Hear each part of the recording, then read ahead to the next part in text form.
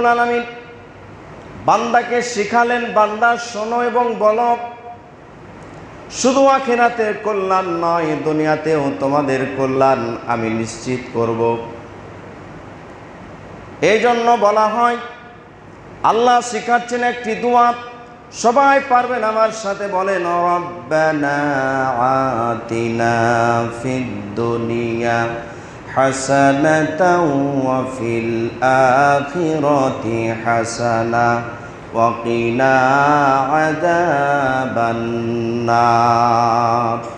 আল্লাহর কাছে দোয়া করি, যারা হাজী সাহেব হজ করেছেন, কেউ আছেন নাকি এখানে? দু একজন হাজী সাহেব আছেন?